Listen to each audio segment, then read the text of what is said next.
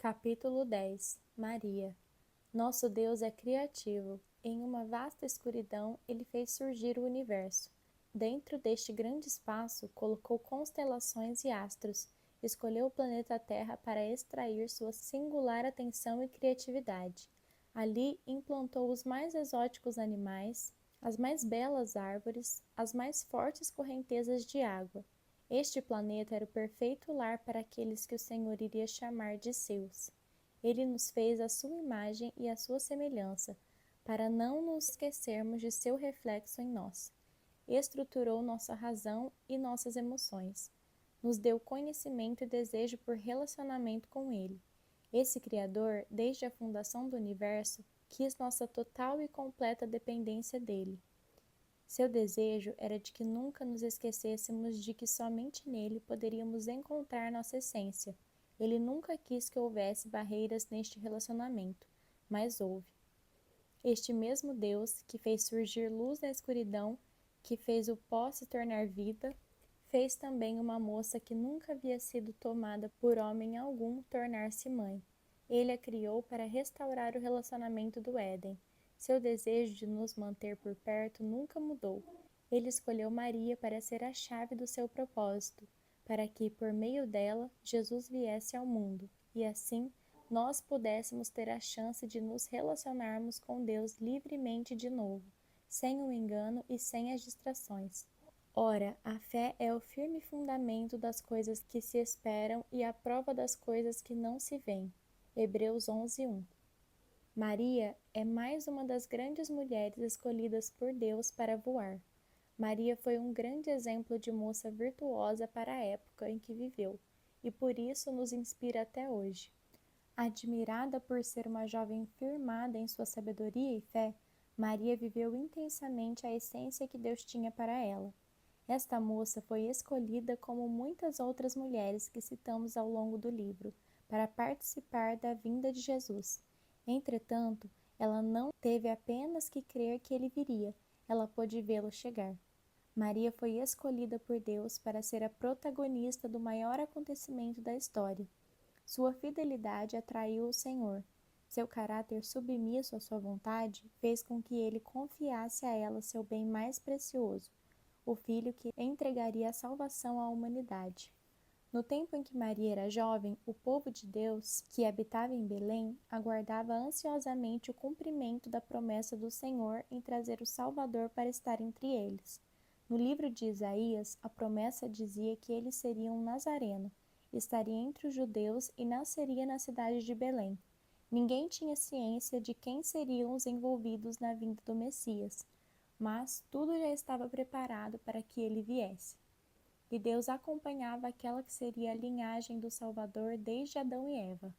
Nós estudamos algumas das mulheres que tiveram o privilégio de fazer parte da linhagem de Jesus, mesmo sem terem a consciência disso, como está escrito em Lucas 3, 23 ao 38, de forma detalhada. Passando entre os grandes nomes que estudamos, vamos acompanhar o princípio deste longo processo que foi iniciado no coração de Deus. Com a criação do mundo, o Senhor fez também o primeiro homem e o chamou de Adão.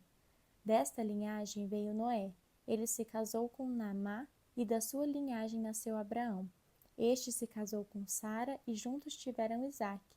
Ele foi esposo de Rebeca e os dois foram pais de Jacó. Desta linhagem veio Boaz. Ele se casou com Rute e com ela tiveram um filho chamado Jessé. Este se casou com Edna e deram à luz Davi. Da linhagem de Davi veio Jessé, que naquele momento se encontrava noivo de Maria. Este processo, que envolveu centenas de anos, prova algo que está firmado na essência dada a nós pelo Criador. Nunca entenderemos a totalidade do propósito de Deus em nossa vida, mas devemos acreditar que, além de ele existir, este propósito é muito maior do que podemos imaginar e sonhar. No primeiro capítulo de Lucas, é relatada a ida do anjo Gabriel até a casa de Maria. Ela deveria ter entre 13 e 15 anos quando recebeu a notícia de que o Espírito Santo habitaria nela e, por meio do poder de Deus, ela daria à luz a um filho. Este seria o Salvador que o povo de Deus aguardava. Naqueles mesmos dias, o anjo Gabriel também visitou a Zacarias, um homem casado com Isabel.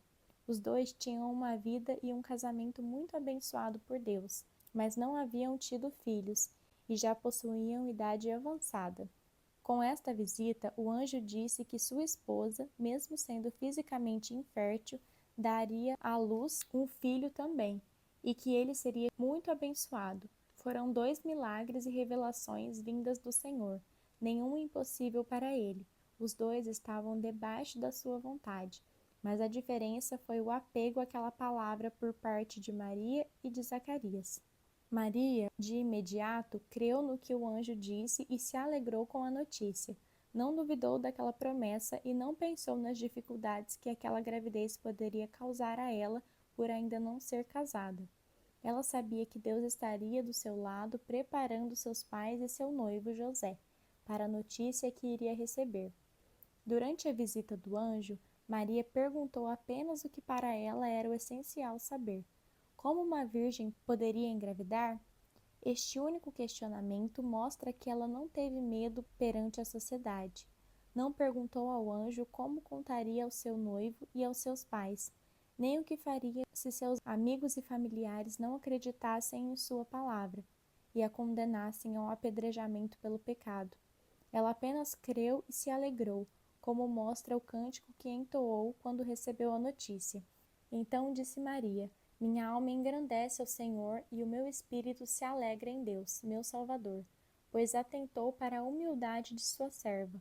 De agora em diante, todas as gerações me chamarão bem-aventurada, pois o Poderoso fez grandes coisas em meu favor. Santo é o seu nome.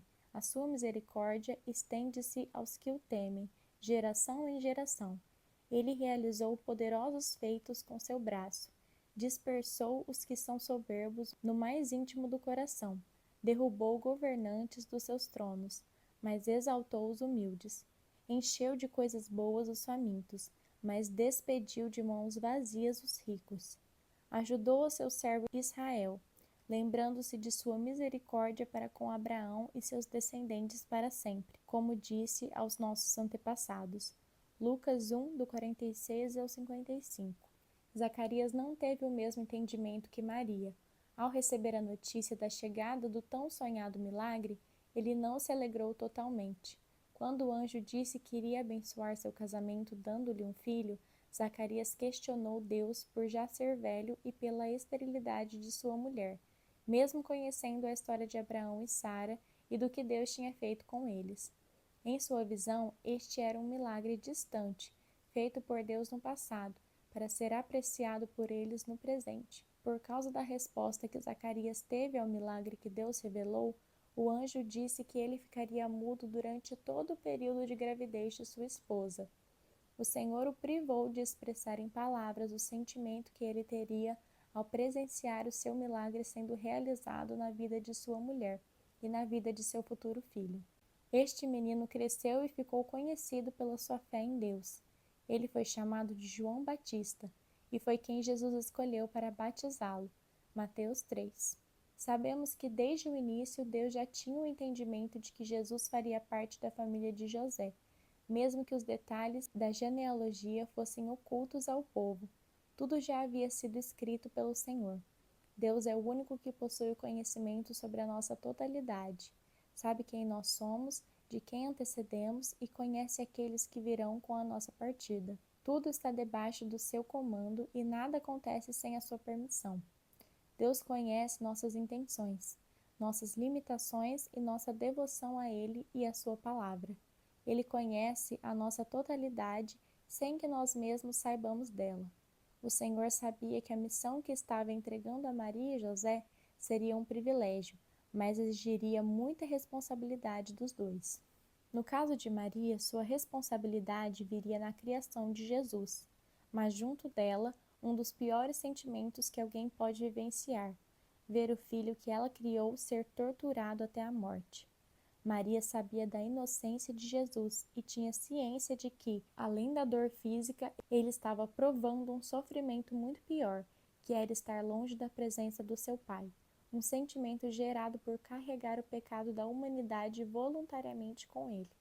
Ela foi uma mulher de muita fé, não gastava suas energias com propósitos errados, nem se importava em ser considerada uma mentirosa por muitos daquela época que não criam que Jesus era o Filho de Deus.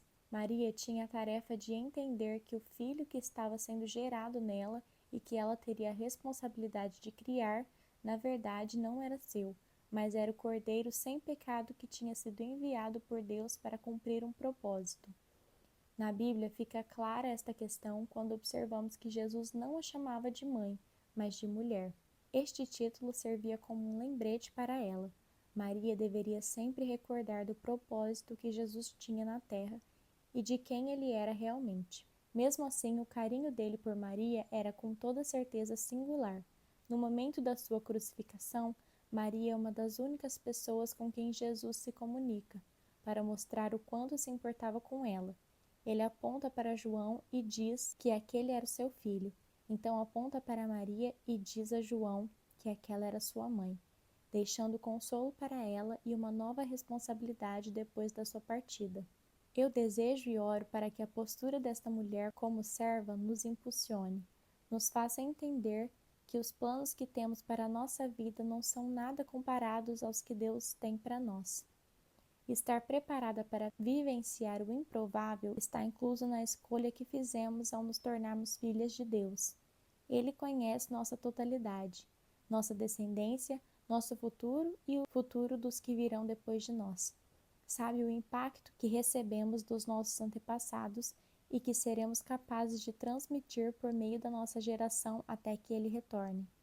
Deus conhece o que podemos suportar e sabe como podemos servi-lo para que o seu reino seja estabelecido e proclamado, até o dia em que nos reencontraremos com ele.